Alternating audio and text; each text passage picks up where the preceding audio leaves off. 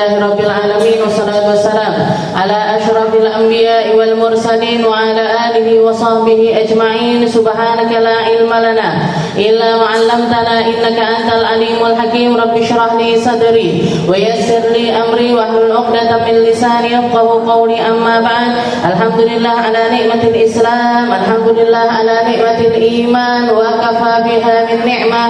Alhamdulillah, segala puji bagi Allah Subhanahu wa taala yang menyehatkan kita, menyempatkan kita, yang memberi kita nikmat Islam iman, yang memberi kita nikmat ilmu pengetahuan, yang memberi kita kenikmatan untuk bertemu dengan majelis ini bersama-sama mengkaji tentang perkara-perkara yang menjadi aturannya syariat, yang menjadi benteng bagi manusia agar tidak terjerumus di dalam keburukan, agar dia tahu mana yang benar, mana yang salah, mana yang sah, mana yang tidak, mana yang halal, mana yang haram. Karena yang semacam itu sangat-sangat menyenangkan hati baginda kita Nabi Muhammad SAW.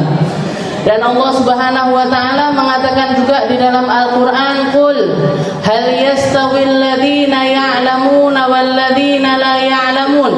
Katanya Allah taala, katakan, apa bisa sama orang yang ngerti sama orang yang enggak ngerti? Orang yang faham dengan orang yang tidak faham, orang yang bisa dengan orang yang enggak bisa, ini apa bisa sama?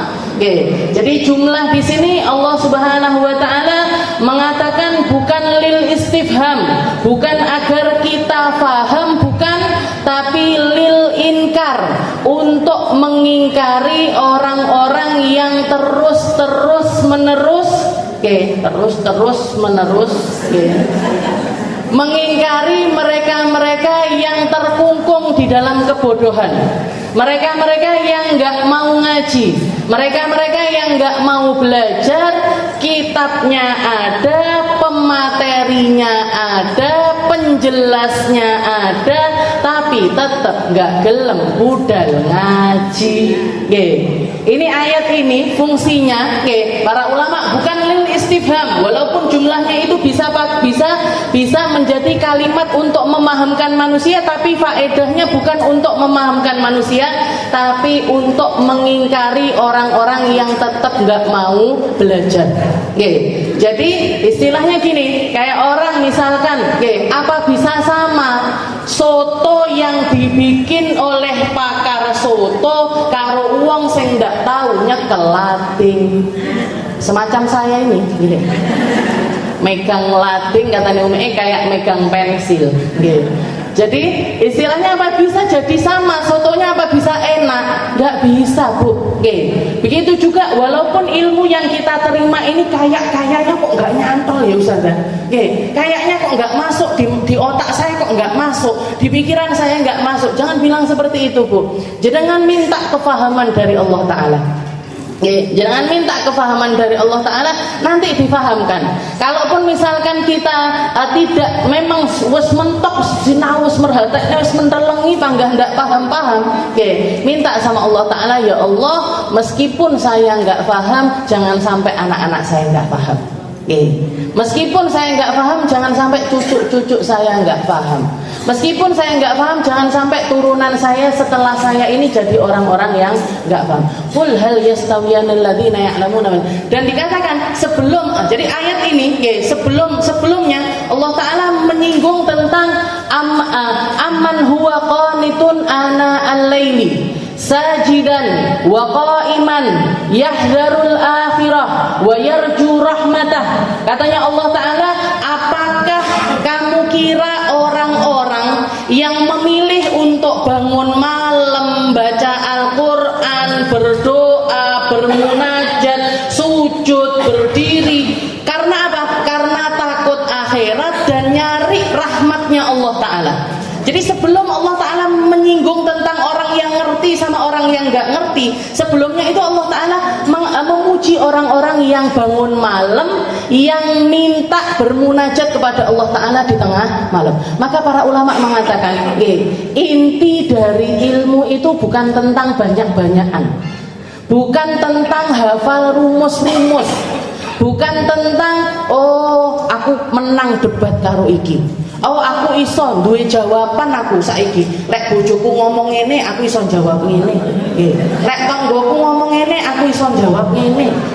Kalau temenku yang itu mau ngomong gitu engko tak jawab ngene, wis ero aku ilmune saiki. Hakikatnya ilmu itu bukan untuk dipakai hal-hal yang semacam itu, Bu.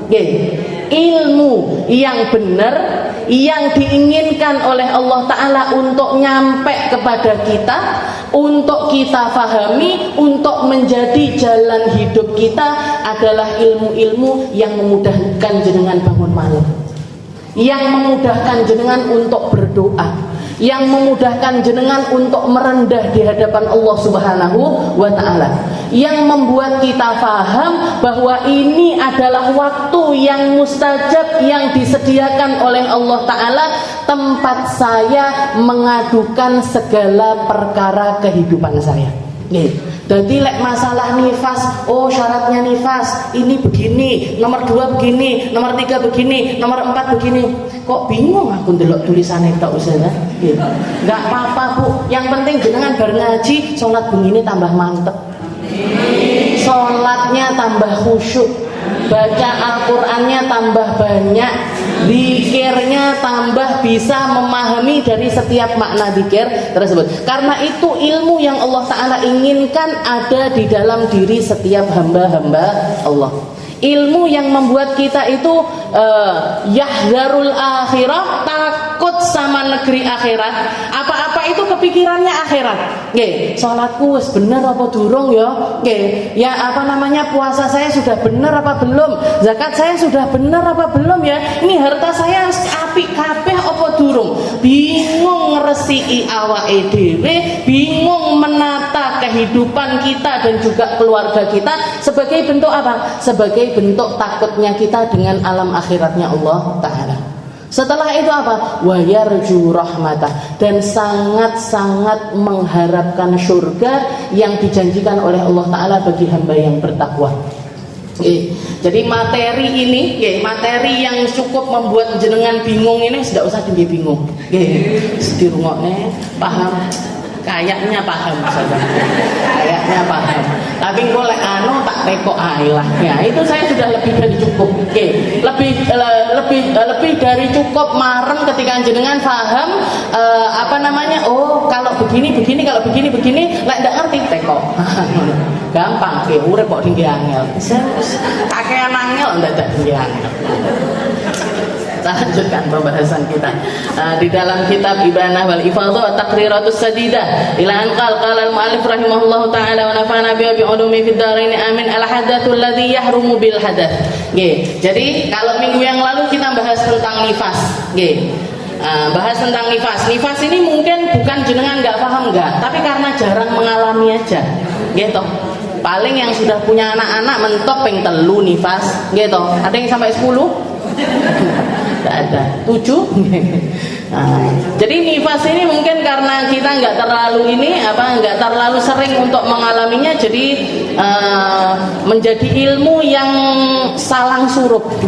Kadang datang, kadang hilang, kadang datang, kadang hilang. Jadi nggak apa-apa.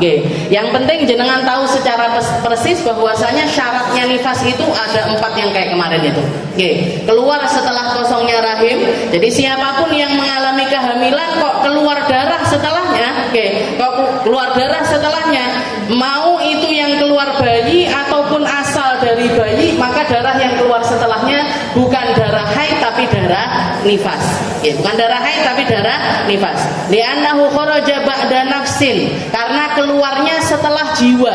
Sumia nifasan, nifas itu dikasih nama nifas li'annahu kharaja ba'da nafsin, karena keluar setelah adanya asal dari jiwa untuk keluar. Nah, itu syarat yang pertama. Yang kedua, ayakuna qabla inqidha'i 15 min faraghir rahim. Dari jarak melahirkan sampai keluarnya darah gak boleh terpaut jarak lebih dari 15 hari 15 malam. Kalau lebih dari 15 hari 15 malam, darah yang keluar itu bukan darah nifas tapi darah haid. Tapi mungkin bagi perempuan untuk mengalami nifas nggak langsung setelah lahirnya bayi itu mungkin. Ada yang keluar 5 hari setelah lahiran, ada yang keluar 10 hari setelah lahiran, ada yang keluar 7 hari setelah lahiran. Maka darah yang keluar ketika jarak antara darah dengan kelahiran ini masih di bawah 15 hari 15 malam, maka darah itu dianggap nifas. Masa suci itu tadi juga dianggap sebagai nifas. Sholat tidak sah, puasa juga tidak sah. Tapi ketika kita mengalaminya, tetap dianjurkan untuk sholat oleh para ulama, tetap dianjurkan untuk puasa. Jadi secara dohirnya perempuan itu kalau ketika mengalami keluarnya darah, ketika darah itu keluar ya kita nggak sholat. Ketika darah itu berhenti, ya kita sholat. Ketika darah itu berhenti, kita sholat. Ketika darah itu keluar, kita nggak sholat. Walaupun misalkan setelahnya terbukti masa suci itu bukanlah masa suci, tapi termasuk nifas ataupun juga haid. Gimana hukumnya? Kalau di madhabnya Imam Syafi'i, sholat yang kita lakukan berubah pahalanya bukan menjadi sholat wajib, tapi menjadi sholat sunnah. Berubah menjadi sholat wajib, dari sholat wajib berubah menjadi sholat sunnah. Puasanya pun begitu, dari puasa wajib menjadi puasa sunnah. Sehingga apa? Sehingga setelah suci nanti, puasa-puasa yang kita tinggalkan di hari itu atau yang kita kerjakan tapi ternyata di masa nifas, tetap wajib untuk diqodoi. Sholatnya Ustazah, sholatnya nggak perlu. Sayyidah Aisyah mengatakan, kunna nu'mar biqada'i ma fatana minas siyam walam nu'mar biqada'i ma fatana minas shalah. Kami ini diperintahkan sama Nabi Muhammad untuk mengqada'i puasa yang kami tinggalkan di masa haid, tapi tidak diperintahkan untuk mengqada'i sholat yang kami tinggalkan. Jadi kalau perkara puasa wajib diqada'i. Tapi kalau perkara sholat itu tidak perlu diqada'i. Tuhan mana Bu yang merekne awake dhewe bahkan sampai ke tingkat sholat. Bosnya jenengan aja nggak nyuruh prai, gitu. Bojone jenengan ya nggak nyuruh prai. Ketika haid gitu, wes Bu nggak usah masak, wes Bu nggak usah resek-resek omah, Bu nggak usah nganterne anak, sepanggah jalan semuanya. Mek Gusti Allah yang memeraikan kita. Cuman Allah Ta'ala yang ngasih libur bagi perempuan ketika mereka ini dalam keadaan haid, dalam keadaan nifas. Nggak usah sujud ritek, nggak apa-apa, pahalamu sakeh, katanya Allah Ta'ala. Muga-muga memang benar. Jadi kalau di madhabnya Imam Syafi'i begitu, pindah dari yang sunnah, yang wajib menjadi sesuatu yang sunnah. Sehingga yang dilakukan di waktu tersebut nggak berdosa. Jangan sholat di waktu itu nggak dosa, puasa di waktu itu juga nggak dosa. Bahkan umroh aja sah. Misalkan umroh atau haji di waktu tersebut itu dihukumi sah. Itu syarat kedua. Syarat ketiganya dari nifas, alla yatakhallal baina damai an-nifasil awal wa tsani aqallut tuhur. Antara darah-darah nifas ini enggak boleh ada jarak lebih dari 15 hari 15 malam.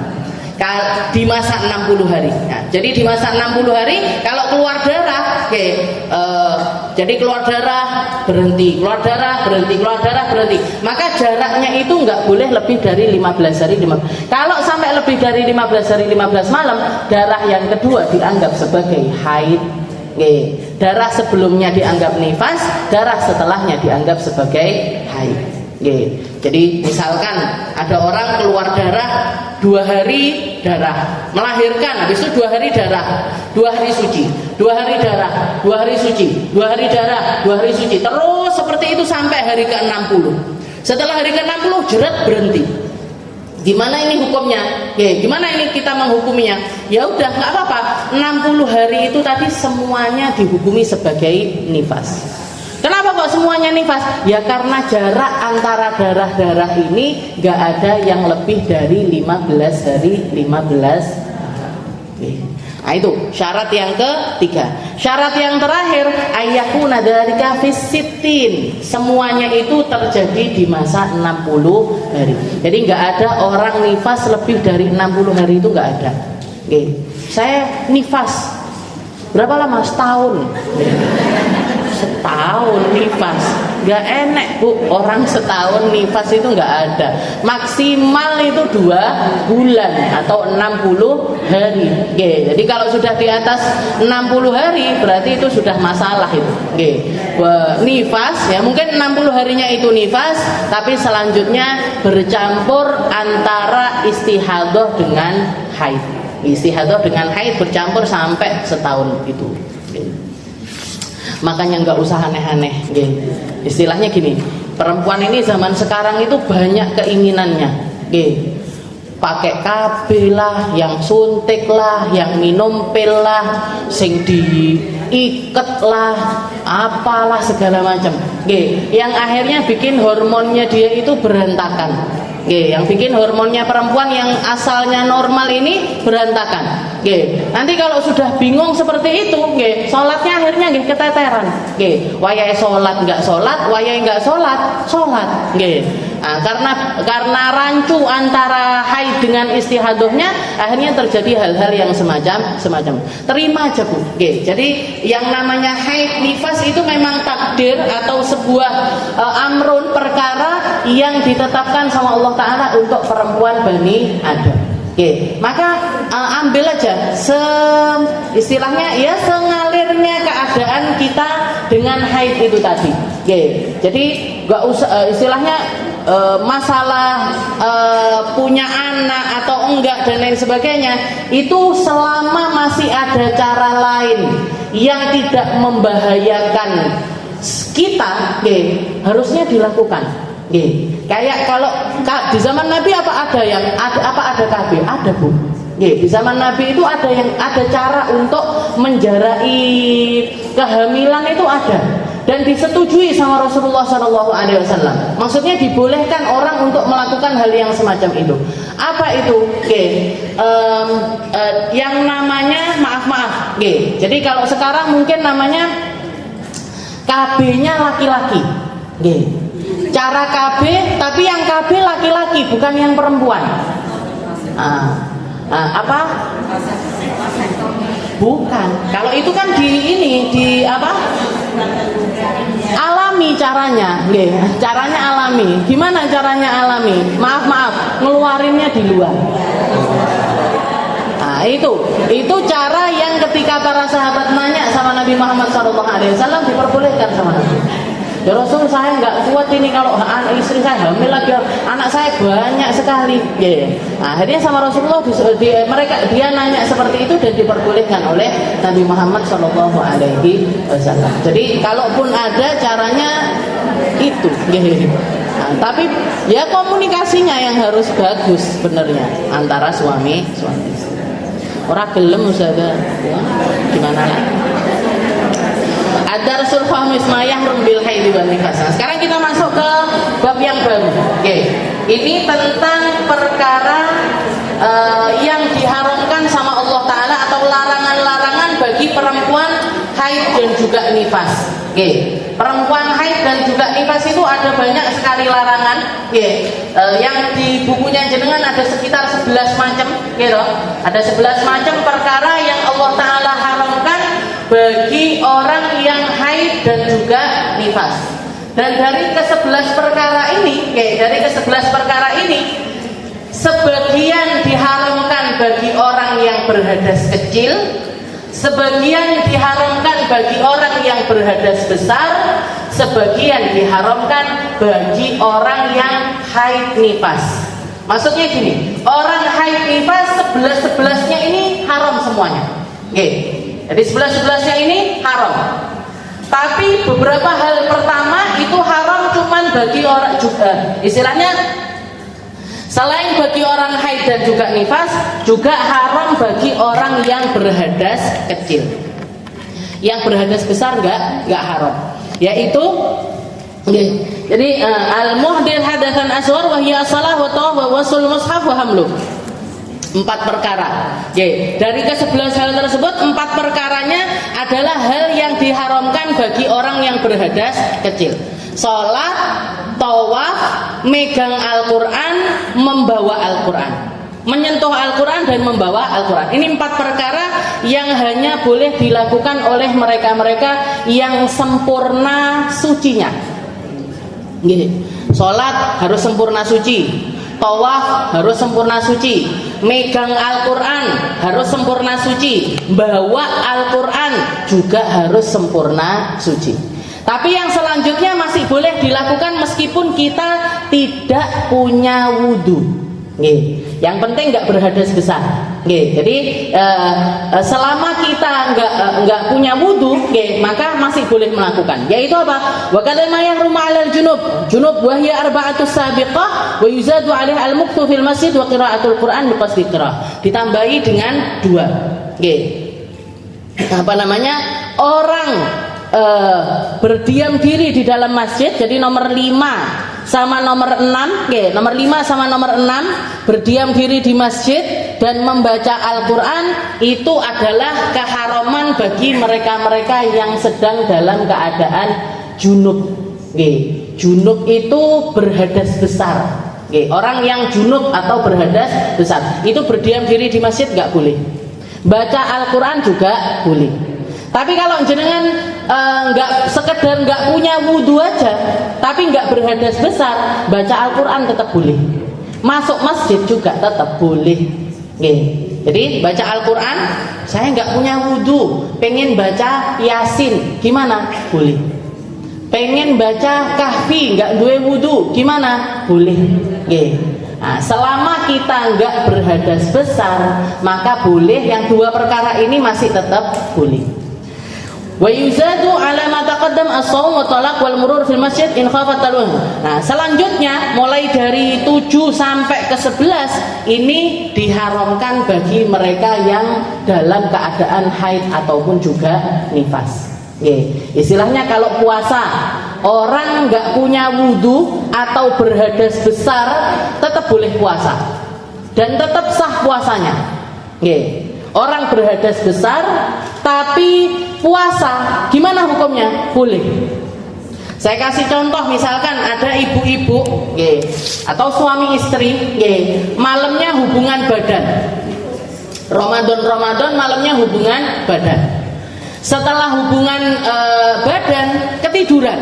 Ketiduran sampai bablas sahur sampai bablas subuh. Sehingga masuk waktu subuh mereka masih dalam keadaan berhadas besar, durung adus, belum mandi besar. Masuk waktu subuh baru mandi, wudhu, sholat subuh. Gimana ini nasib puasa saya? Puasa itu kan dihitungnya mulai dari adzan subuh, dimulai dari tuluul fajar atau datangnya fajar shadiq. Gimana ini? Ada waktu dari puasa saya masuk di dalamnya, saya dalam keadaan berhadas besar. Gimana hukum puasanya? Sah. Hukum puasanya tetap sah. Kenapa? Karena dia memang berhadas besar, tapi orang berhadas besar tidak merusak puasanya seseorang. Selama yang penting malamnya dia sudah niat, malamnya sudah niat, nggak sahur gimana? Nggak apa-apa, orang puasa nggak sahur itu nggak apa-apa, nggak masalah. Jadi setelah, tapi gimana ini nasib puasanya? Sah. Atau perempuan yang lagi haid, perempuan lagi haid.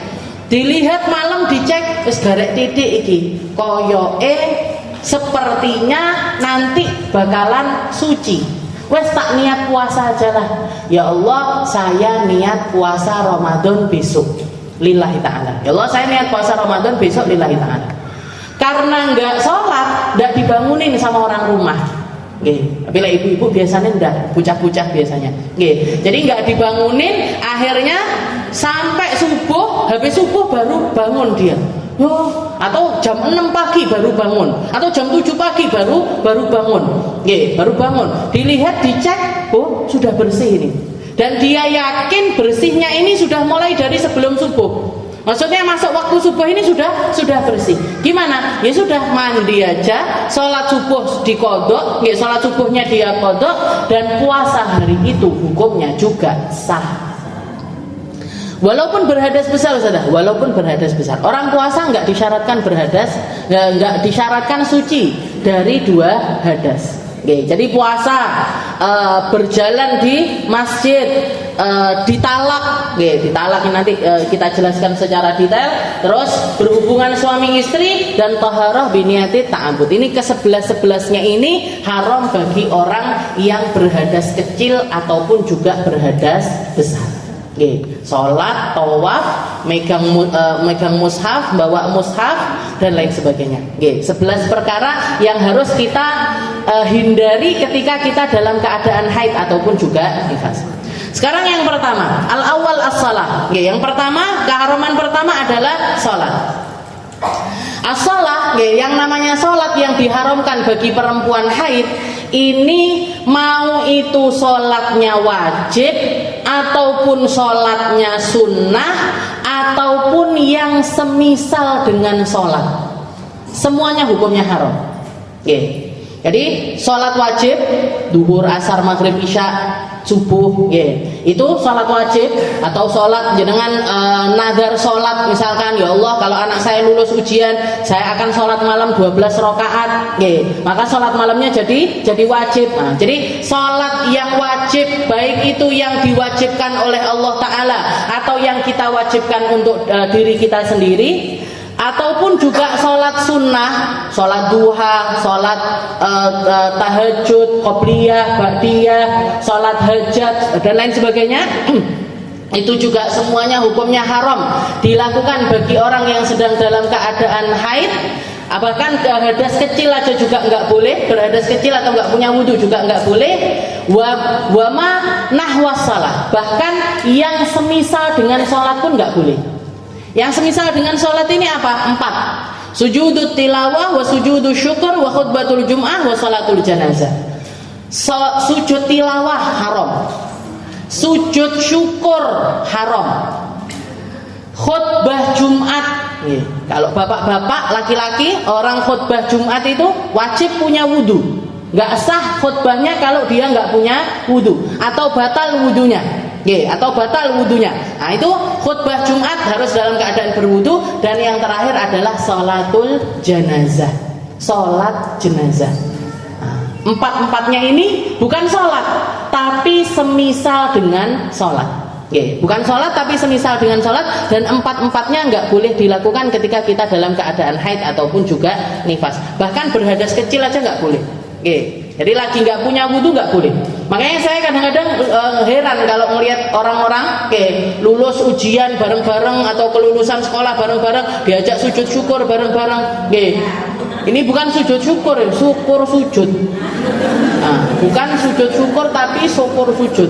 Kiblatnya mana nggak nyari dulu, nggak nutup aurat, nggak nutup aurat, tahu-tahu sujud aja. Nabi Muhammad SAW itu orang yang banyak sujudnya dan sering sekali melaksanakan sujud syukur. Bahkan beliau ngelihat kera aja syukur. Langsung takbiratul ihram, setelah itu sujud. Ketika ditanya sama para sahabat, ya Rasul, kenapa kok jenengan sujud ketika melihat kera? Katanya beliau, karena saya bersyukur dijadikan manusia sama Allah Ta'ala.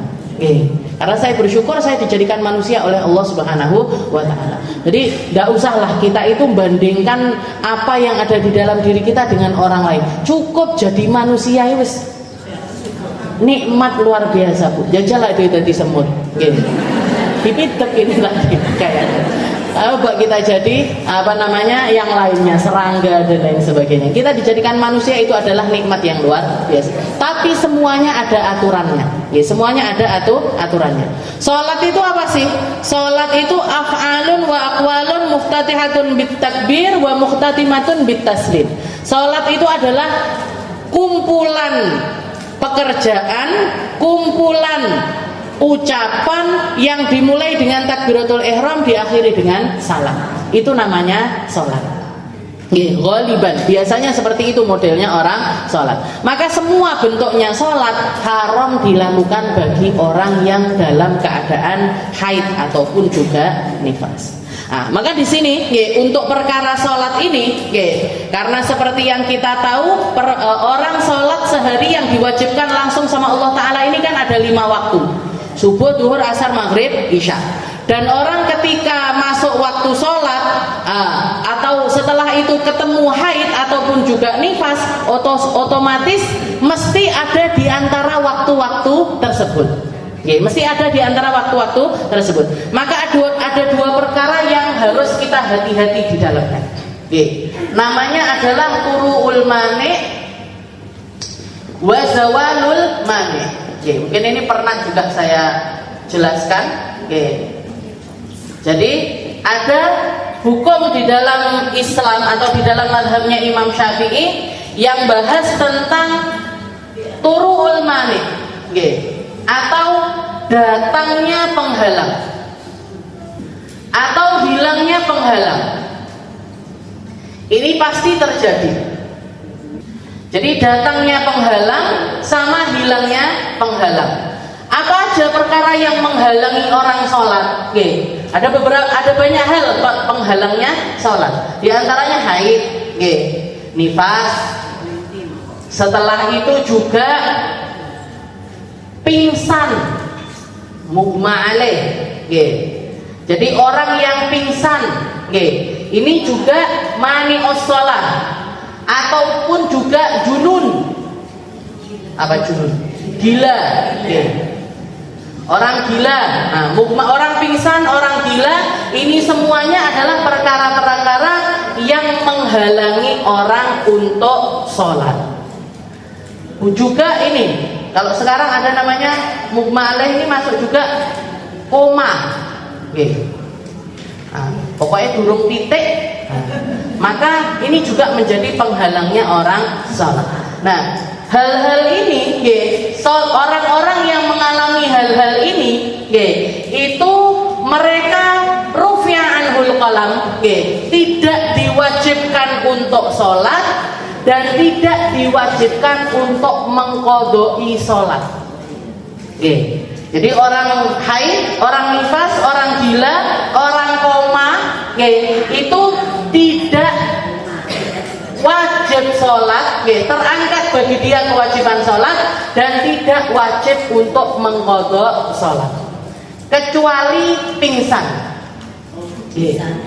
Kalau pingsan, sebagian ulama mengatakan dia masih wajib untuk mengqadha'i sholat. Seperti yang terjadi ke salah satu muridnya Abdullah bin Mas'ud. Jadi sahabatnya Nabi namanya Abdullah bin Mas'ud punya murid. Muridnya ini orang yang sangat-sangat bertakwa sama Allah Ta'ala. Ketika diajak jalan-jalan sama Abdullah bin Mas'ud, kelihatan api. Kelihatan api unggun kecil. Langsung dia ketika melihat api itu pingsan. Jadi pingsan dan baru bangun sehari setelahnya. Jadi sedino blek pingsan dia. Begitu bangun, ditanya sama Abdullah bin Mas'ud, "Wahai kamu, kenapa kok kamu itu ngelihat api kok langsung pingsan?" Katanya dia, "Tadzakkartu naral akhirah." Wahai Abdullah bin Mas'ud, saya ingat tentang api yang ada di akhirat. Kalau api dunia aja sepanas ini, bayangkan seperti apa api akhirat. Katanya Abdullah bin Mas'ud, "Innaha la khasyah." Ini adalah sebuah rasa takut yang benar. Tapi katanya Abdullah bin Mas'ud, "Qum, berdiri kamu sekarang dan sholatlah 5 kali sholat, karena kamu pingsan sehari semalam."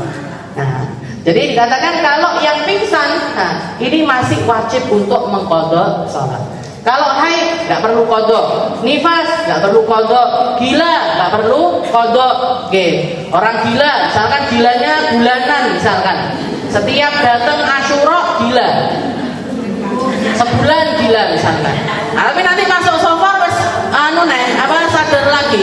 Gimana ini sholatnya di waktu Muharram itu atau Suro itu wajib diqadha nggak perlu. Karena kalau orang gila nggak perlu mengqadha sholat. Jadi ini ada masalah namanya turu'ul mani wa zawalul mani. Datang penghalang sama hilang penghalang. Oke. Nah, ini kita harus bijaksana di dalam hal tersebut. Dikatakan di sini al-mas'atul ula zawalul mani. Idza tahuratil haid aw nufasa qabla khurujil waqt walau biqadri zamanin yasa'u takbiratul ihram fa akthar wajib al-qada' li salati dzalikal waqt bi syartaini taliyain. Jadi yang pertama untuk zawalul mani dulu. Oke, sini yang dibahas sama beliau zawalul mani. Ketika seseorang itu mengalami penghalang sholat dan tersisa waktu sekadar takbiratul ihram. Orang takbiratul ihram ini kan Allahu Akbar. Berapa menit kira-kira? Tidak sampai 1 menit Ustaz, paling 2 detik, ya kan? Paling sekitar 2 detik. Ketika tersisa waktu dari waktu sholat tersebut sekadar takbiratul ihram, maka wajib bagi dia untuk melaksanakan sholat saat itu plus sholat yang bisa dijamak dengannya. Jadi wajib bagi dia untuk melaksanakan sholat waktu itu plus sholat yang bisa dijamak dengan sholat tersebut. Saya kasih contoh. Misalkan ada orang suci dari haid, maghrib kurang 5 menit, ke kamar mandi dia dicek sudah putih bersih. 5 menit sebelum azan maghrib dia ngecek ke kamar mandi, oh sudah putih bersih. Tapi setelah putih ini kan sek mandi dulu, wudu dulu, pakai mukena, beleber sajadah dan lain sebagainya. Gimana ini? Mana sholat yang wajib untuk dia laksanakan? Maghrib sudah pasti, gitu. Karena dia sudah masuk waktu maghrib. Tapi selain sholat maghrib, ada sholat asar sama sholat duhur yang wajib untuk diqodoi. Jadi ada sholat asar sama sholat duhur yang wajib untuk dia qodho. Kenapa kok seperti itu? Karena kita sudah ada di waktu asar itu keadaan dimana kita itu kena kewajibannya sholat. Karena ada di dalam waktu kita yang kita di waktu asar itu tadi tersisa waktu bagi kita untuk melaksanakan sholat. Jadi khitabnya atau kewajiban untuk melaksanakan sholat itu sudah datang. Kewajiban untuk melaksanakan sholat itu sudah datang. Lah kenapa kok asar sama duhur Ustaz? Karena waktunya asar itu juga waktunya duhur. Jadi nanti di bab auqatus shalah itu ada namanya kriterianya waktu-waktu sholat. Nah, sholat asar sama sholat duhur ini termasuk waktu yang sama. Maksudnya gini, orang ketika punya udzur, bepergian ataupun lagi sakit ataupun lagi hujan deras yang dia nggak punya alat untuk menyampaikan ke masjid dan lain sebagainya, boleh orang itu menjamak sholat. Nah, sholat yang bisa dijamai kan duhur sama asar. Jangan jamak duhur sama isya kan nggak boleh, gitu. Nah, duhur gandengannya asar, maghrib gandengannya isya. Maka Pak Imam Syafi'i mengatakan, oh berarti waktunya duhur itu ya waktunya asar juga waktunya duhur. Bahkan misalkan jenengan sholat jamak walid, jenengan masih di waktu duhur, niat jamak sholat usolli fardhu duhri jamak takdim ma'al asri, dikira di waktu duhur, padahal wis asar. Kalau asar kan harusnya jamak takhir, tapi jenengan niatnya jamak takdim. Gimana ini hukum sholatnya? Sah. Salah niat itu di situ sah. Kenapa? Karena waktunya asar juga waktunya duhur juga waktunya asar. Nah, maghrib sama isya juga gitu. Waktunya maghrib juga waktunya isya juga waktunya maghrib. Cuman hanya boleh menjamaknya ketika kita ada udzur. Nah, boleh menjamaknya ketika kita ada udzur. Kalau nggak ada udzur, tetap harus di waktunya masing-masing. Nah, oleh karena zawalul mani ini tadi, orang kalau masih tersisa waktu walaupun cuma sekedar takbiratul ihram, dia ada waktu suci di masa tersebut, maka wajib bagi perempuan tersebut untuk sholat di saat itu, sholat saat itu wajib dilaksanakan plus sholat yang bisa dijamak dengannya. Jadi tersisa 5 menit saja. Jadi sebelum maghrib kurang 5 menit wis suci, ya sudah, berarti asar sama duhurnya wajib dilaksanakan. Subuh kurang 5 menit, subuh kurang 5 menit kok sudah suci, sudah berhenti darahnya, habis itu mandi ini itu dan lain sebagainya, masuk waktu subuh, sholat subuhnya wajib dilaksanakan karena kita memang sudah masuk di dalamnya. Isya sama maghribnya juga wajib diqodho. Isya sama maghrib. Sing akeh sing bingung iki. Kok bisa ada biyen-biyen iki piye?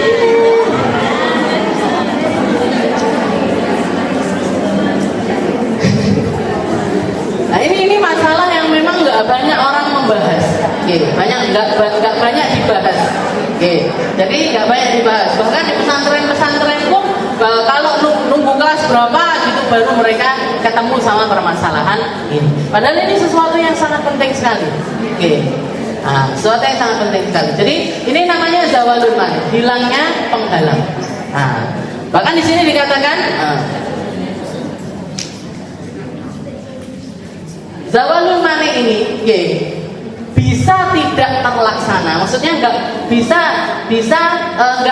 harus mengkodoi sholat waktu itu dan sholat yang dijamak dengannya kalau terjadi 2 perkara.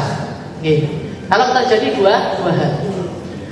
Yang pertama bakal usaha minal biqadri ma yasa'u tahara. Yang pertama, orangnya ini bisa bertoharoh. Innalillahi wa inna ilaihi raji'un. Jadi orang ini, jadi gini, misalkan ada orang, dia hilang penghalangnya, tapi sebelum waktu yang bisa dia bertoharoh sudah datang penghalang yang lain, maka nggak wajib untuk melaksanakan itu. Misalkan, contohnya, aku tambah bingung. Misalkan gini. Jadi misalkan ada perempuan haid, 5 menit sebelum maghrib suci, 5 menit sebelum maghrib suci, tapi belum sempat mandi, belum sempat wudhu, belum sempat sholat, belum sempat mandi, belum sempat wudhu, belum sempat sholat, gila, langsung kumat gilanya. Gimana ini? Ya sudah, skip ini semuanya. Gak wajib sholat asar, gak wajib sholat zuhur. Karena apa? Karena datang penghalang yang lain lagi. Datang penghalang yang lain lagi, atau dia tidak dimampukan untuk bertoharoh. Kayak misalkan nyari air ternyata sulit, sampai masuk waktu maghrib, maka itu juga tidak wajib untuk mengqadha. Tapi kalau keadaannya normal-normal aja, maka ini wajib untuk dilaksanakan. Ini zawalul mani. Kalau turul mani gimana? Turul mani kebalikannya. Kalau ini tadi hilang penghalang, kalau ini datang penghalang. Al-mas'alatu tsaniyah turul mani idza hadatil marah awal istaghraqal haid. Jadi gini, kalau untuk datangnya penghalang ini, kalau ini tadi tersisa waktu sekedar takbiratul ihram. Kalau yang ini masuk waktu sekedar toharoh dan juga sholat sempurna. Jadi sekedar toharoh dan sholat sempurna. Kalau dihitung-hitung mungkin sekitar 5 menit sampai 7 menit. Jangan wudhu, cebok, wudhu, habis itu sholat duhur, paling lama dengan yang wajib-wajib aja itu paling lama antara 7 menit sampai 10 menit. Kalau kita masuk waktu sholat, kita sudah masuk waktu sholat, sekadar orang toharoh dan sholat itu tadi, jadi sekedar 7 sampai 10 menit, tapi kita belum melaksanakannya, keburu tamune teko, keburu haidnya datang, maka gimana? sholat waktu itu wajib diqodho nanti setelah suci dari haid. Tapi cuman sholat waktu itu aja, bukan sholat yang wajib dijamak dengannya. Oke, jadi cuman sholat waktu itu aja kita wajib untuk mengqodhonya setelah suci nanti. Saya kasih contoh gini, duhur. Oke, azan duhur misalkan setengah 12. Oke, setengah 12 azan duhur. Jenengan lama sih repot ngaji misalkan, jemput anak dan lain sebagainya, nyampe rumah jam 12 kurang 15 menit. Oke, jadi jam setengah 12 masuk duhur, jenengan jam 12 kurang 15 menit nyampe rumah. Dicek ke kamar mandi, oh tamunya teko. Oke, nah, tamu apa? Haid istilahnya. Belum wudu, belum sempat sholat sudah haid. Gimana ini? Biasanya orang kan, oh ya wes berarti tidak usah duhuran. Bener, memang nggak usah duhurannya bener. Tapi sholat duhur itu nanti wajib diqodho setelah suci dari. Makanya kalau nyateti haid itu kalau jenengan nyateti haid, bukan cuma waktunya aja yang dicatat. Tanggal 1 Januari. Nah, jam berapa misalkan jam 1 siang. Kok belum sholat duhur? Ditambahin, belum sholat duhur. Masuk asar, saya haid jam 4 sudah. Oke, keluar darah haid jam 4, belum sempat sholat asar. Oke, belum sempat sholat asar. Ya sudah, ditandai tanggal 1 Januari jam 4 sore belum sholat asar. Ditandai seperti itu saja. Jadi perbedaannya antara zawalul manik dengan turu'ul manik ini, kalau zawalul manik bahkan hanya tersisa 2 detik sekalipun, wajib untuk ngodoi sholat itu dan sholat yang wajib dijamak, yang bisa dijamak dengannya. Tapi kalau untuk turu'ul manik ini sekadar 7 sampai 10 menit. Kalau di bawah ini, nggak wajib dilaksanakan. Jadi azan duhur pet itu jenengan kerasa sur, kerasa keluar darahnya, bareng sama azan duhur. Gimana ini sholat duhurnya wajib diqodho apa enggak? Enggak. Kenapa? Karena bahkan kita nggak punya kesempatan untuk toharah ataupun juga sholat. Maka sholat duhur itu nggak menjadi kewajiban kita. Tapi kalau masuk 7 menit, 10 menit, 15 menit, setengah jam, nah maka sholat waktu itu wajib diqodho. Sholat waktu itu aja, nggak perlu sama yang bisa dijamak dengannya. Karena yang waktu kedua kita memang sudah nggak diwajibkan untuk sholat. Ini masalah turu'ul manik sama zawalul